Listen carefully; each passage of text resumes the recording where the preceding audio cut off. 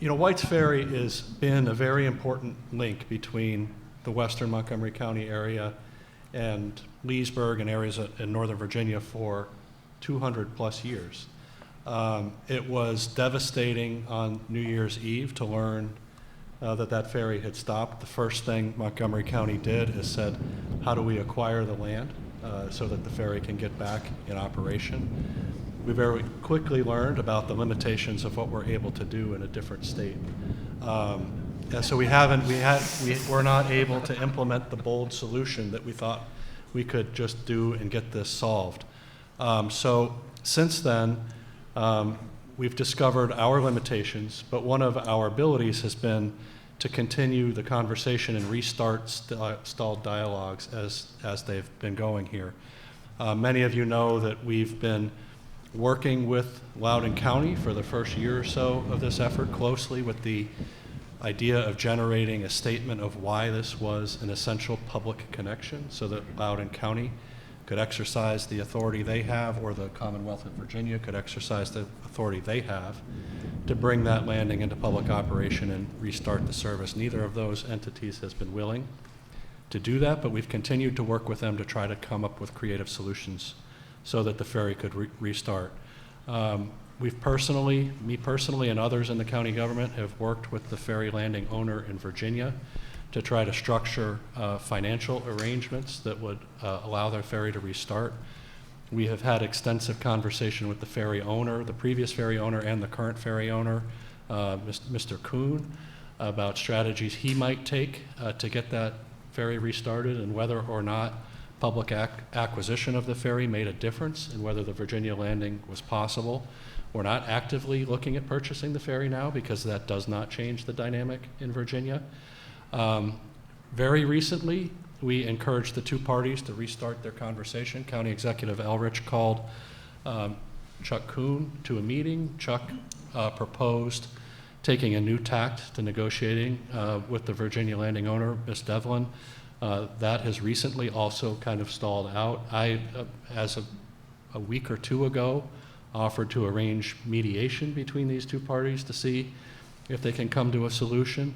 We've engaged the Montgomery County Revenue Authority to see if there's some opportunity related to the ferry acquisition and some business arrangement in Virginia. So far, none of these have resulted in a solution.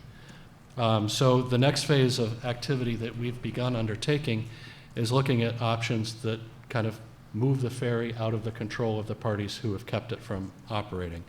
So we have had preliminary conversation with the National Park Service about whether the Maryland landing can move, and we've had a conversation with other owners in the Virginia side to see if there are other places the ferry can land. So we are beginning to evaluate those scenarios to see if there's an opportunity to restart the ferry if we can't get a solution with the parties who have kept it stalled for all this time. So unfortunately, I can't sit here and say in 6 weeks we'll have the ferry open. Other people have said that before. People who thought that they could solve this problem and have been unable to. Nobody on the stage said that. Nobody at this stage.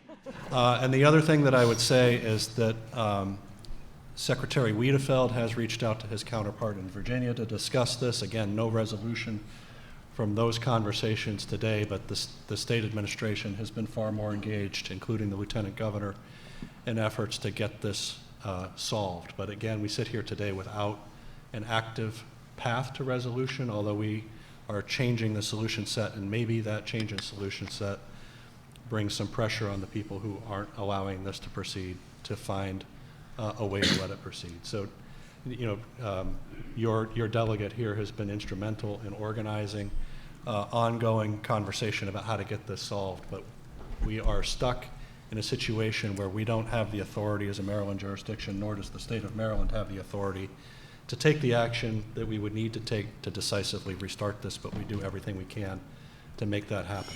What did you think of the comments at tonight's transportation meeting? Well, on the upside, we had 30 people from Poolesville tonight. That shows you there's a strong interest. We also had 3 people from the audience who were not from Poolesville who raised White's Ferry as an issue. So we know it's not just about us, it's about the entire county. The thing that I was not as satisfied with is that the conversation you heard today was mostly about the negotiations between the private parties. And we've known for a long time that they're just not going to solve it. It's been very clear. It's been going on for 2.5 years. We think government needs to step in and take a firm role in solving this problem.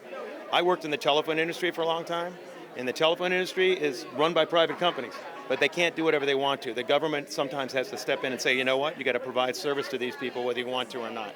In this case, I think the government needs to take a stronger stand. Luckily, we got a letter from Paul Wiedefeld, the Secretary of Transportation, back in May.